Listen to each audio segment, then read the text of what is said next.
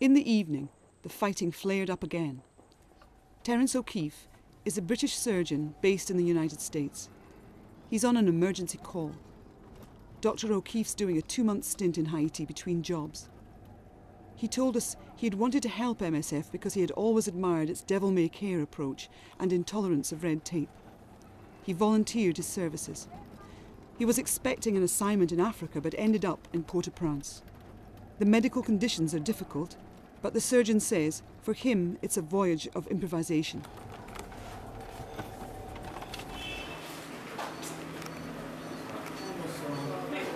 When I went in, my heart was beating a little bit faster because I don't know exactly what I'm going to find.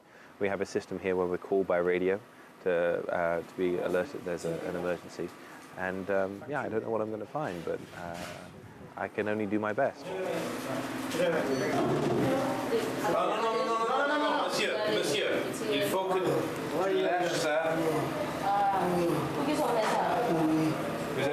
Vous avez douleur? Côté douleur, côté format. Montez un petit peu format. Non, mais on est 10 qui bon. Là, format. The wounded man is 18 years old and has waited over 6 hours before mustering the courage to come to the hospital. Somehow, the police have found out, and they are waiting outside the gates of the hospital.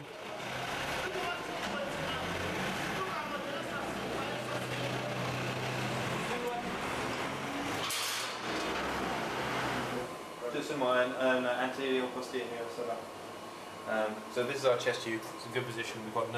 Doesn't look like we've got any bleeding. There's no hemothorax, but this is all air. You see, this is a line here. That line represents the lung. Now, normally that would be it in terms of treatment. All you'd have to do is put the chest tube in and leave it. But he simply had a through-and-through gunshot wound. But the problem is he has this sucking chest wound where all these bits are. So I'm going to have to go in there and actually fix it and look and see where the problem is. He may even have a hole in his diaphragm. If he has a hole in his diaphragm, I have to go into his belly and look and see if there's something injured in his belly, and then we can fix the diaphragm from either above or below. But anyway, whatever happens, it looks like we're going to the operating room. The patient was going to survive, but it was to be a long and uneasy night.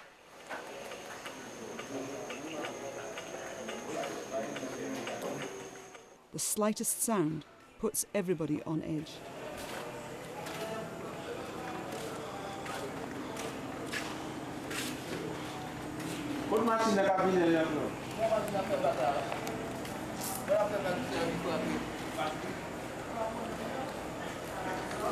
What is it? A car. For the hospital? No, for a nurse. The next day, the police returned to St. Joseph's. Hello, Maître Deauville. Hello, Maitre Deauville. Hello, this is Ali from MSF. Listen, I'm going to the hospital now.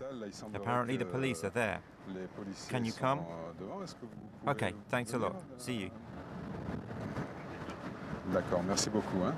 À tout de suite. Are they coming?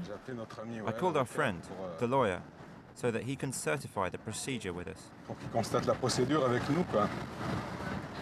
Isn't it too much, 2 days in a row? Yes, it's a lot. Isn't it stressful? Yes, it's stressful. It's stressful for the people, for the team, and for the wounded. If they're taken away, we don't know where they're being taken. But aren't you afraid for your own safety? I thought yesterday was pretty violent. Yes, of course I'm afraid for my safety. Mine and the safety of all the people working here, the patients and all. We've really reached the limit here. The police have come for what they say is a gang member who'd been taken to the hospital by the UN troops. This time, they had an arrest warrant, so MSF has to let them in. But the doctors were opposed to moving the patient so soon after an operation. Their objection is ignored, and the patient is arrested and allegedly transferred to the state hospital, where the police say they can keep him under surveillance.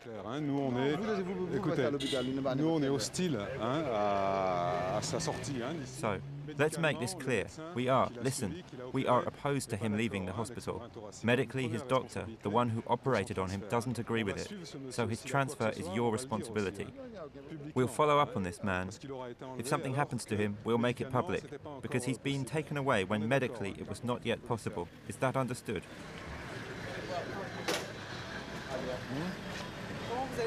How are you going to continue now?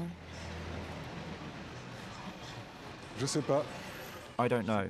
I don't know. It's the second time in a day. I mean in 2 days. I don't know.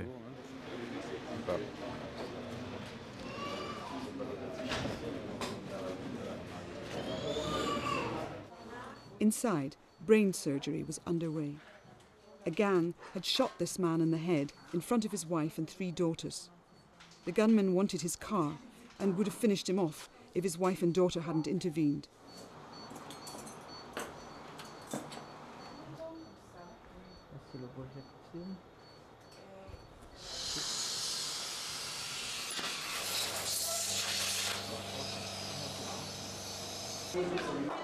The operation saved his life, but he's paralysed on his right side and may never recover full powers of speech. But the doctors are pleased with his progress. His family is relieved, but they are afraid to go back home. The people who attacked him live in the same neighbourhood.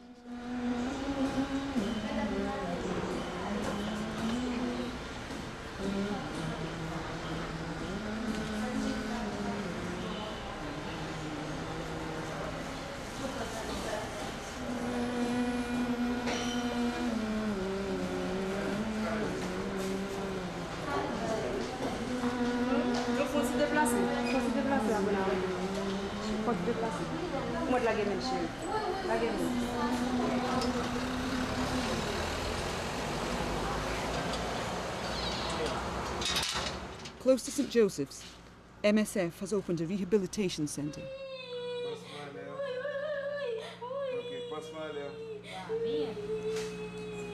What's this wound? I don't know. Darling, who did this to you? Who wounded you, sweetheart? Police.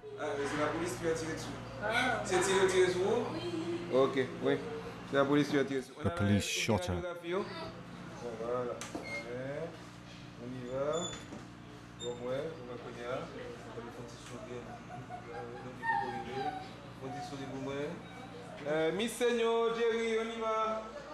By the end of October 2005, 10 months after MSF started running the hospital, 5,646 victims of violence had been treated at St Joseph's. The rehabilitation centre was opened in March 2005. They are developing a mental health section.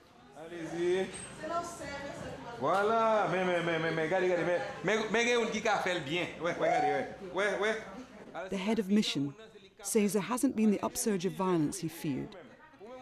In October, 68 gunshot victims were treated compared to 204 in June.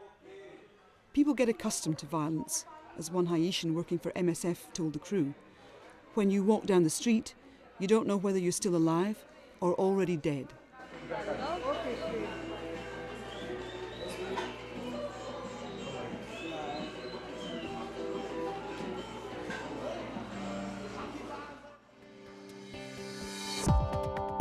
Next week, follow doctors on the front line in southern Sudan. The hospital in Marialou is notorious as Medecins Sans Frontières' most difficult posting.